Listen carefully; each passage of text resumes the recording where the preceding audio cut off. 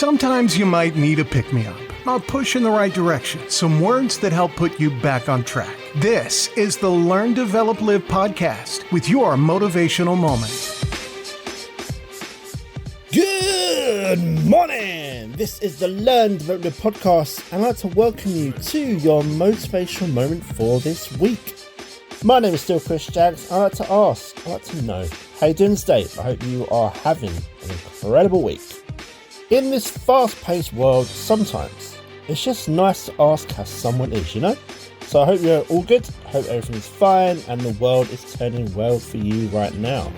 In this episode, we have Brene Brown, and she's going to break down trust and what the key components are that we consider when building a relationship with someone. Here is Brene. So I started looking in the research and I found a definition from Charles Feltman that I think is the most beautiful definition I've ever heard. And it's simply this: trust is choosing to make something important to you vulnerable to the actions of someone else. Choosing to make something important to you vulnerable to the actions of someone else. Feltman says that distrust is what I have shared with you that is important to me is not safe with you. So I thought, that's true.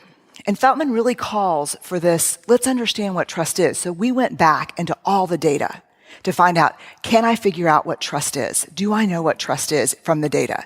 And I think I do know what trust is. And I put together an acronym, BRAVING, B-R-A-V-I-N-G, braving. Because when we trust, we are braving connection with someone. So what are the parts of trust? B, boundaries. I trust you if you are clear about your boundaries and you hold them and you're clear about my boundaries and you respect them. There is no trust without boundaries. R, reliability. I can only trust you if you do what you say you're going to do. And not once. Reliability. Let me tell you what reliability is in research terms. We're always looking for things that are valid and reliable. Any researchers here or research kind of geeks? There's 10 of us. Okay, so we would say a scale that you weigh yourself on is valid if you get on it and it's an accurate weight. 120. Okay. So that would be a very valid scale. I would pay a lot of money for that scale. So that's actually not a valid scale, but we'll pretend for the sake of this. That's a valid scale. A reliable scale is a scale that if I got on it 100 times, it's going to say the same thing every time. So what reliability is you do what you say you're going to do over and over and over again. You cannot gain and earn my trust if you're reliable once, because that's not the definition of reliability. In our working lives, reliability means that we have to be very clear on our limitations so we don't take on so much that we come up short and don't deliver on our commitments. In our personal life, it means the same thing. So when we say to someone, oh God, it was so great seeing you, I'm going to give you a call and we can have lunch. Yes or no? No. It was really great seeing you. Moment of discomfort, goodbye. Right? But honest. So B, boundaries. R, reliability. A, huge, accountability. I can only trust you if, when you make a mistake, you are willing to own it, apologize for it, and make amends. I can only trust you if when I make a mistake, I am allowed to own it, apologize, and make amends. No accountability, no trust. V, and this one shook me to the core. Vault. The vault. What I share with you, you will hold in confidence. What you share with me, I will hold in confidence. But you know what we don't understand? And this came up over and over again in the research. We don't understand the other side of the vault. That's only one door on the vault. Here's where we lose trust with people. If a good friend comes up to me and says, "Oh my God, did you hear about Caroline? They're getting a divorce and it is ugly. I'm pretty sure her partner's cheating." You have just shared something with me that was not yours to share. And now my trust for you, even though you're gossiping and giving me the juice, now my trust for you is completely diminished. Does that make sense? So the vault is not just about the fact that you hold my confidences. It's that in our relationship, I see that you acknowledge confidentiality. Here's the tricky thing about the vault.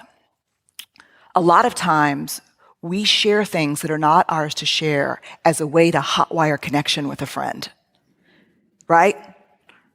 If you don't have anything nice to say, come sit next to me. That's our, yes or no? Like our closeness is built on talking bad about other people. You know what I call that?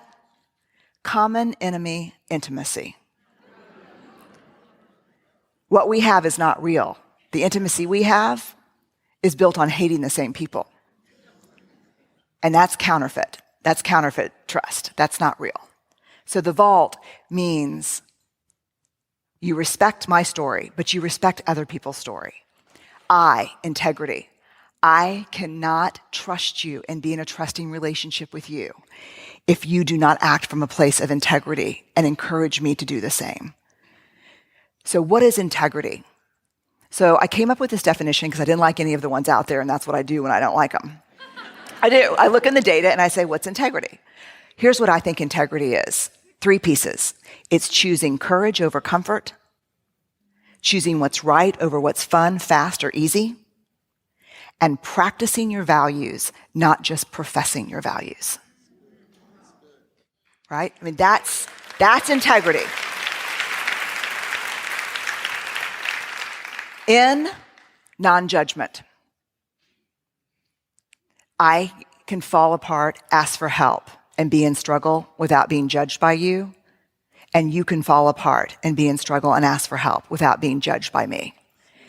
Which is really hard because we're better at helping than we are asking for help. And we think that we've set up trusting relationships with people who really trust us because we're always there to help them. But let me tell you this, if you can't ask for help and they cannot reciprocate that, that is not a trusting relationship. Period. And when we assign value to needing help, when I think less of myself for needing help, whether you're conscious of it or not, when you offer help to someone, you think less of them too. You cannot judge yourself for needing help, but not judge others for needing your help. And somewhere in there, if you're like me, you're getting value from being the helper in a relationship. You think that's your worth. But real trust doesn't exist unless help is reciprocal and non-judgment. The last one is G, generosity. Our relationship is only a trusting relationship if you can assume the most generous thing about my words, intentions, and behaviors, and then check in with me.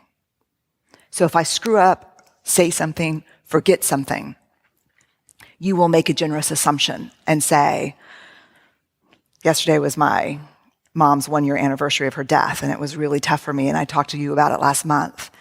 And I really was hoping that you would have called. But I know you care about me. I know you think it's a big deal. So I wanted to let you know that I've been thinking about that. As opposed to not returning calls, not returning emails, and waiting for the moment where you can spring, well, you forgot to call on this important, you'll make a generous assumption about me and check it out. Does that make sense? So we've got boundaries, reliability, accountability, the vault, integrity, non-judgment, and generosity. This is the anatomy of trust, and it's complex. That video can be found on YouTube and is called Anatomy of Trust Abridged and is published by the Jessica Taylor YouTube channel. Before we head off, if you drop me a review and a rating for the podcast and help me put together a map of where you're listening from, that would be incredible. And as always, every review is always read out, so I can personally thank you for taking the time. Now, that is all from me today. Have yourself a great day and rest of the week. I'll be back tomorrow with more, and I'll see you in the next one. Kick back and relax. This is the Learn, Develop, Live podcast. Thanks for listening. You can find more motivational moments at learndeveloplive.com. And we'll be back to inspire you again tomorrow.